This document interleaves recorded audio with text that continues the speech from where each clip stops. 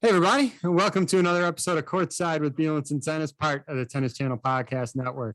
I'm so fired up tonight because not only do I have my co-host and Hall of Famer Steve Flink with me on tonight, but we are also joined by one of our favorite commentators, Sam Gore. Sam is a veteran and versatile play-by-play commentator and studio host at ESPN and at Tennis Channel.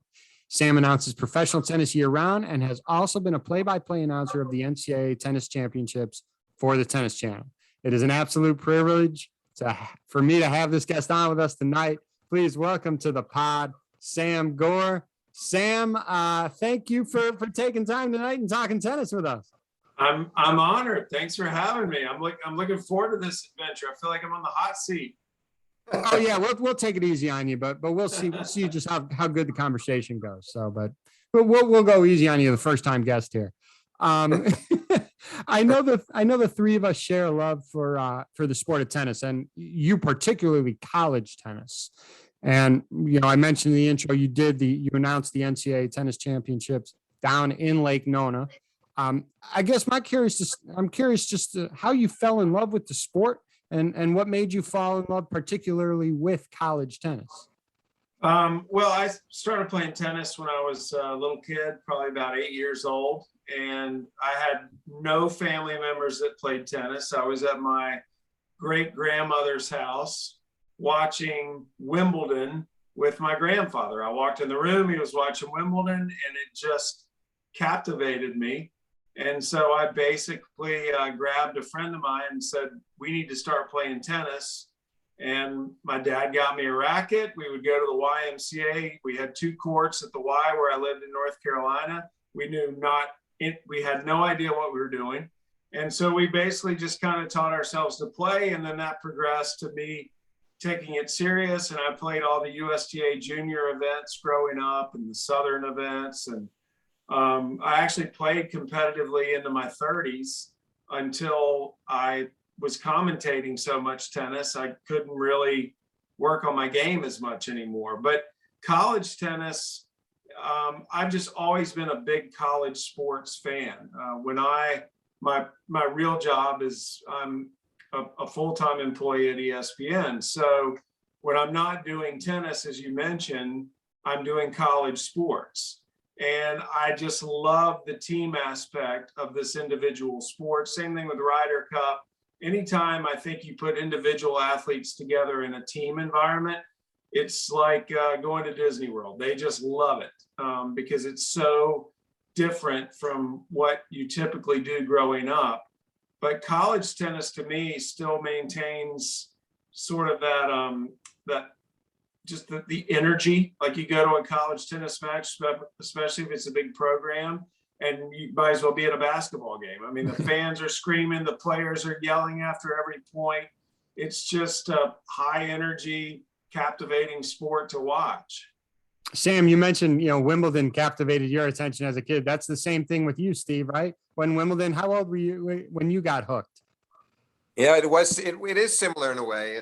In my case, Sam, it was my father took me out to Wimbledon. He'd moved to London, go to work that year. My parents had been divorced a few years earlier. So he took me out there more as a cultural adventure. I mean, he loved tennis and he really wanted to see Wimbledon, but he had no idea that I would get hooked on the game as I did. So I was just about to turn 13 and we went out there, and then I went several more days that summer. And then I was back for the US Nationals at Forest Hills at the end of the summer. And the rest is history in terms of where it led me and being determined to become a tennis reporter. And it all fell into place very nicely, but very similar, Sam, in the sense that Wimbledon was the central theme. And what a way to get started with spectator tennis, because I had never seen it in person. I'd seen a few matches on television, but to have my match in person, first day in person at a tournament, you couldn't beat that.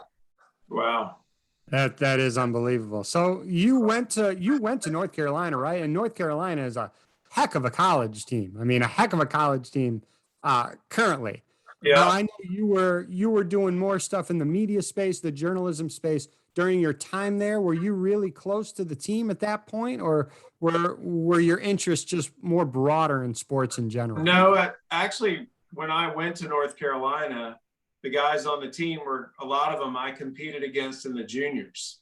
I basically, coming out of high school, had a chance to go to Appalachian State University and play basketball and tennis, or go to North Carolina and be given a chance to walk on.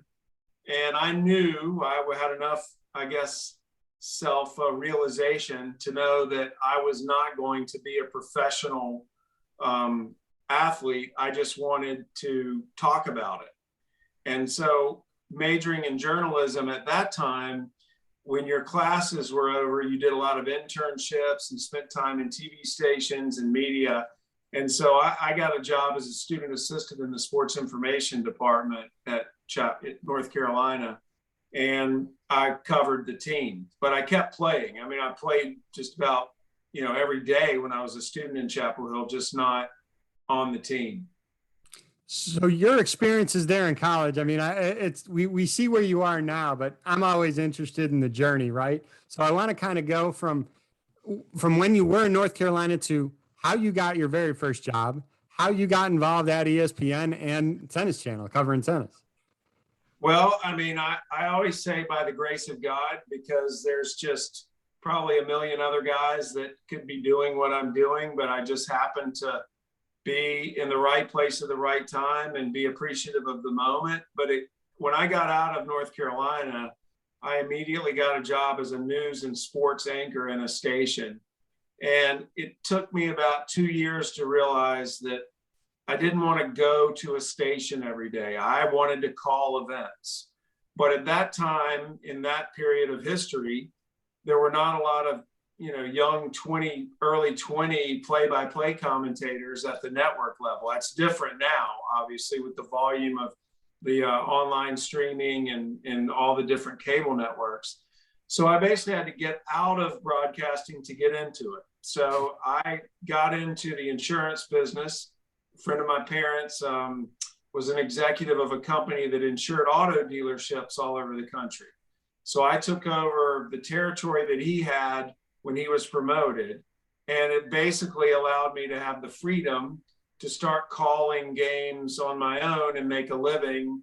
Just as long as I met my numbers and covered my area, it was fine. So I saw an ad for the local NBC affiliate for the voice of the Seahawks. Their radio play-by-play guy had retired, the UNC Wilmington men's basketball team. Came down to Wilmington at that time. I knew some of the guys on the team because I had gone to high school with a few of them where I lived. I did my audition, I got the job, and from that point on, you're in the pipeline. And so I was in basketball before I was in tennis, but how I got into tennis was through a neighbor of mine in Wilmington. I lived in an area of Wilmington, and two of my neighbors were Cliff Drysdale and Bob Rosberg, who was the legendary television director, Rossi the son, not the golfer. And so, obviously I would hit with Cliff, and Rossi knew that I loved tennis and I wanted to announce it. So he had me stage manager a few events that he did. And then one day out of the blue, I was on vacation with my family, and he called and said, look, the ATP has this thing called the World Feed, and it goes out to all over the world. They need a commentator, and I recommended you to do Canada and Cincinnati. Do you think you can do it? And I'm like, yes. So I started doing the World Feed. Those events went really well. The next year they offered me more. And then one of the people that worked on the World Feed production went to work for ESPN, where she eventually became a coordinating producer. And as soon as they had an opening at ESPN International, she called me. It allowed me to leave the insurance business and go to work for ESPN. At that time, I was only doing the international work with Jimmy Arias. You had a Spanish broadcast and an English broadcast, and we would go to Bristol and pretend to be at every Masters 1000, every major out of Bristol. So at that time, also, ESPNU was created. So anyone who had any college experience and was somehow affiliated with ESPN, all of a sudden was being asked to help out with this new network. And so me, with my college sports background it was just a natural fit, and it just continued to evolve and snowball until finally Jamie Reynolds at ESPN plucked me over to the domestic side. Tennis Channel, actually, I got to know the guys that started it right away, Steve Bellamy and Larry Myers. And my middle name is Bellamy. So I walked up to Steve one day in the press room at Indian Wells, and I said, Steve, I'm Sam Gore. I'm one of the World Feed commentators. I'd really love to get involved with your channel as soon as it's up and running. And he said, well, great, tell me about yourself. I said, well, my middle name is Bellamy. And he said, there is no way your middle name is Bellamy. So I pulled out my driver's license and showed him.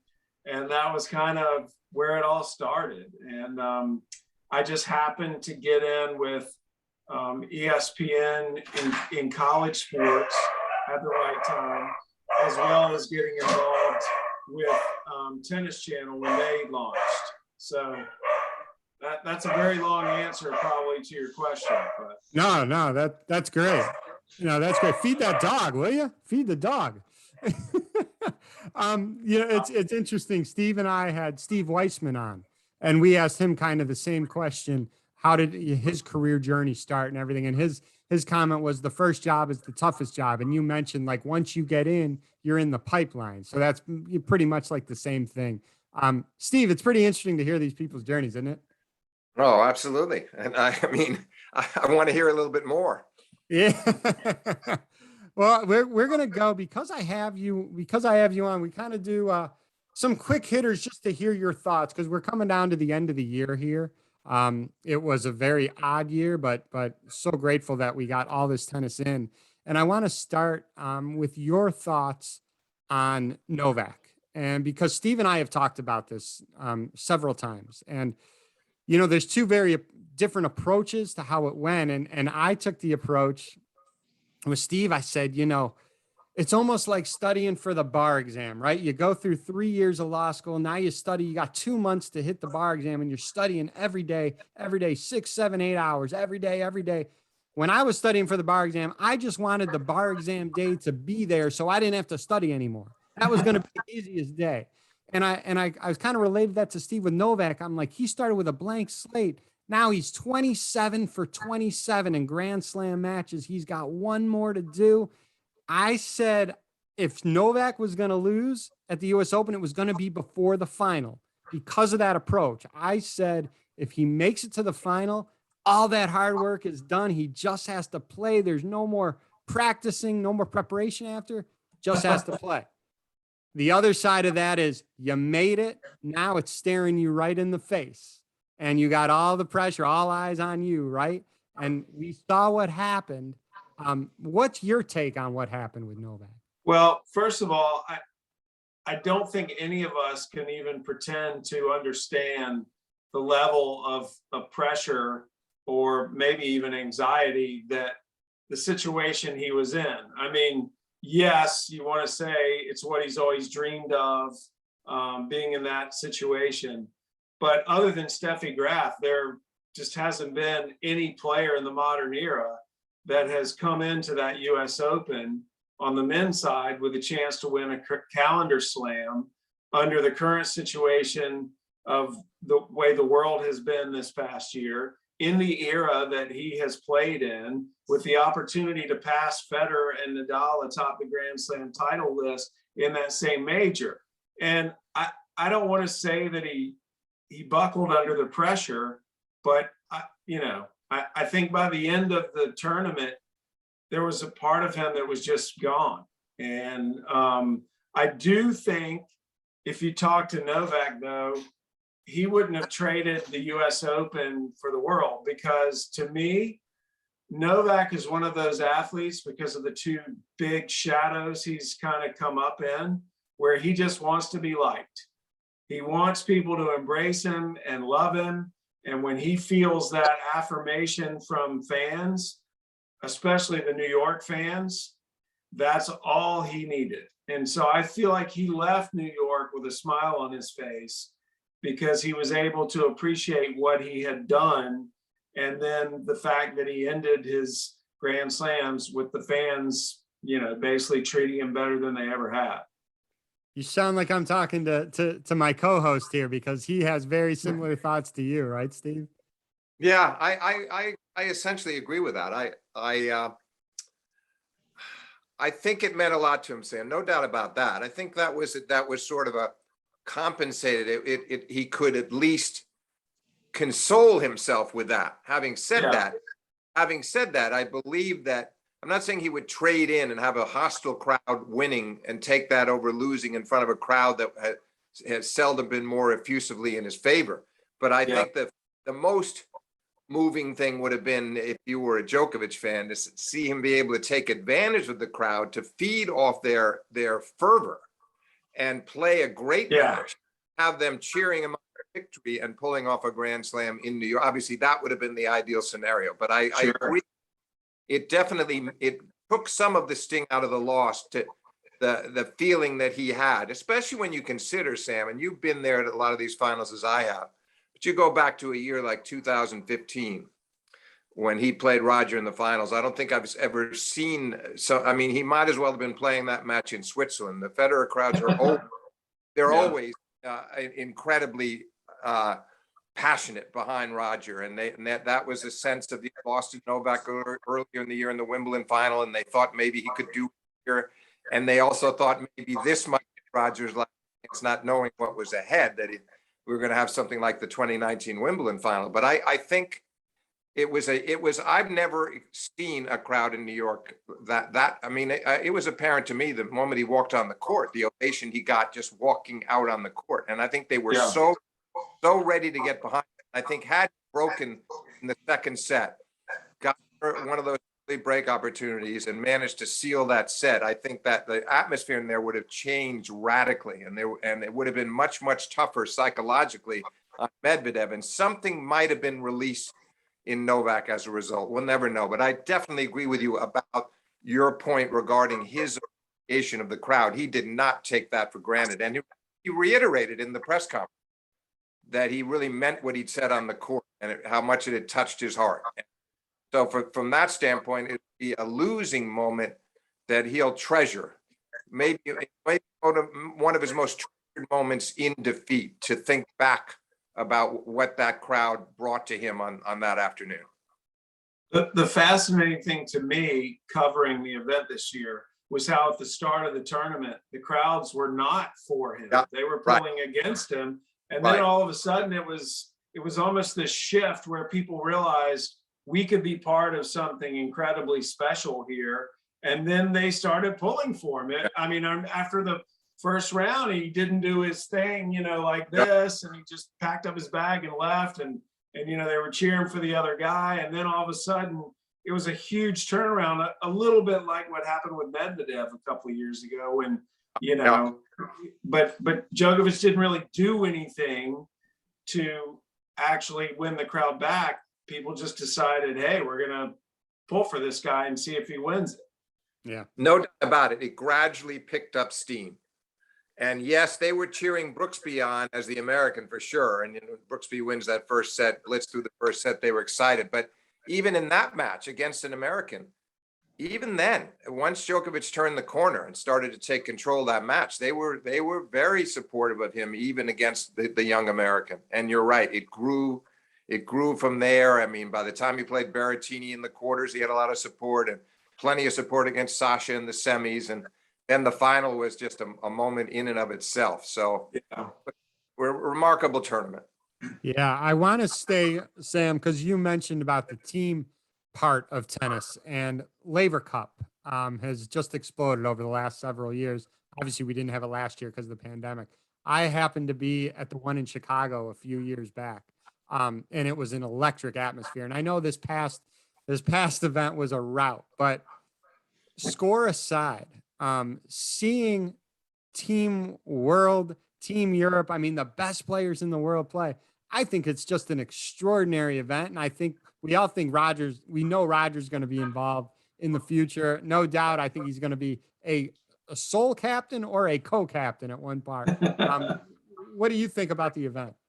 I'm same with you. I love it. I love seeing those guys out of their element where they're battling each other. And now all of a sudden They're on the same team pulling for each other. That's what I wish more fans were able to see throughout the season, because on the men's tour, especially, those guys get along with each other.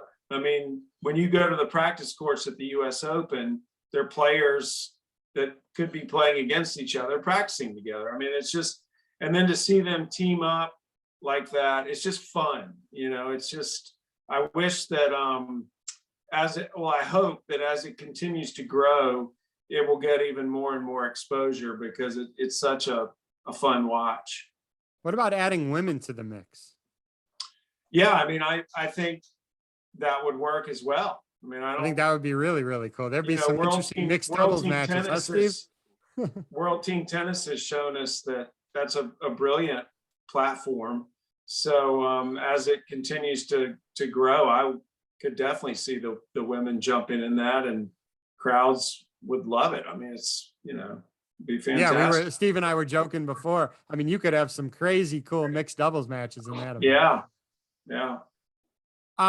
I want to kind of end with college and with the pathway to the pros. And we're seeing it, you know, more and more. You know, back in the 80s when John McEnroe turned 30, he was done, right? Everyone, I mean, he had that resurgence that one year, but basically you turned 30, you were done on the pro tour. And we all mentioned like the guys like John Isner and Kevin Anderson, but you're seeing it more and more. And a guy, I mean, especially, right, Cam Norrie. I mean, what a year this guy's having out of TCU.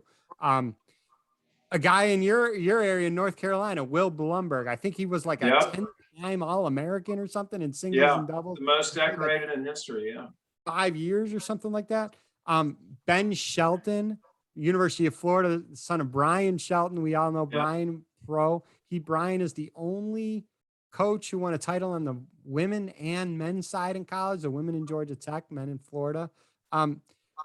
We know your love of college tennis. How gung-ho are you about college tennis being a pathway, a realistic pathway to doing pretty well on the pro tour going forward? Well, I will answer your question, but it reminded me, the highlight of my entire broadcast year in 2021 was the NCAA men's team final last spring, when it came down to the last match. Florida had never won the NCAA championship, despite all the great players they produced. And the coach's son, Ben Shelton, clinches the winning point for the dad and the university. And I'm just now able to talk about it without crying, because it was just, you could not have written a script any better than the way the NCAA's ended this year. And so every time I have a chance to recognize the Sheltons and just the classy way they did it, I do. But college tennis is different, and it is now a viable path to the pros. There's a couple of reasons for that. Now you can play professional events. So these student athletes go out and play challengers and futures all summer and during the fall before their spring season. The prize money is no longer as much of an issue, because the way the NCAA works the prize money, any money that you earn for playing tennis, you can keep, but it has to be expensed by the end of the year. So therefore, it allows you, if you're making some money playing tennis as a student athlete, to put that back into your game with training, you know, equipment, with trainers, with coaches, with first-class airfare, whatever it may be. You can use that money to better your own game. So that's a reason. Now with the NIL that's come out for the NCAA, student athletes are able to actually earn income from sponsors. If they are representing a brand or a company, they can be compensated. So for some players that felt like they may be risking losing money by staying in college, that's no longer as much of an issue. And the fact that the facilities on these college campuses are state of the art. I mean, you're never going to get the type of training for free that you will get at some of these major schools. So I think a lot of the players realize that going to college now, getting an education and preparing yourself for the tour it's a pretty good deal. The careers in tennis now, as we all know, are getting older and older. And it's simply because of the nutrition and the physical part and just learning how to manage your body better than we ever have in history. So I think that college tennis probably now is at its peak in terms of being a pathway to the pros. And I would probably guess that there's some people on tour now that decided not to go to college that maybe wish they had, because it could have helped them be better professionals. Very, very good point. No, I agree wholeheartedly. Appreciate your insight on that. I said I was going to end on college tennis, but we'll end with one more, because what's a tennis conversation without the mention of Roger and Rafa? And I'll ask you both this one. We'll start with the guest of honor first. Sam, put your prediction hat on. What do you see in store for Roger and Rafa in 2022? Oh boy, that is a tough one. That's one that my heart wants to see them back out competing for majors for the next 20 years.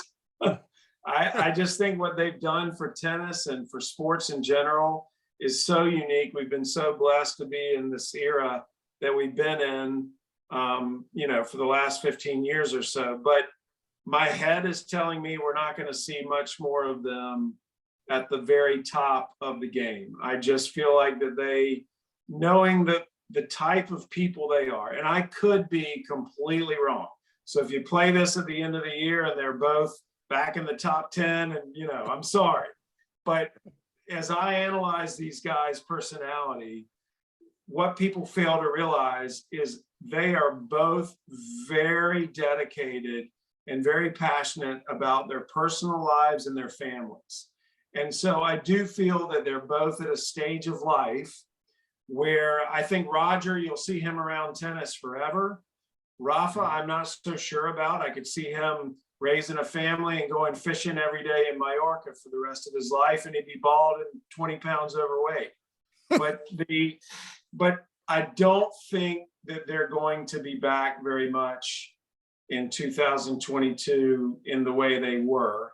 I think that their interests off the court and at home will kind of start to pull at them a little more than that itch for competing, especially when their bodies aren't allowing them to do it. But again, could be completely wrong. Maybe I'm overthinking it. Steve, we'll end with you. Yeah, I'm a little more optimistic than Sam is about Rafa. I'm not convinced, because we didn't realize that foot had been so bad, that he'd been really having to deal with that going back to 2005 until he told us this past summer. It's unpredictable. It's really hard for me to guess what that foot's going to be like when we see him in Melbourne, Australia for the Australian Open, trying to win his second title there. And that'll tell us a lot. And then we'll have to see what things look like over the clay court campaign. I think, even this year, when he was apparently having real issues with the foot, he still was awfully tough all the way through that circuit and up to the epic semi with Djokovic at Roland Garros. So I feel like there's a shot. If Rafa's feeling pretty good, if that foot isn't bothering too much, I still think he can be a real serious threat at Roland Garros. Roger, I see just the way Sam does. I just don't see it, because he's 40.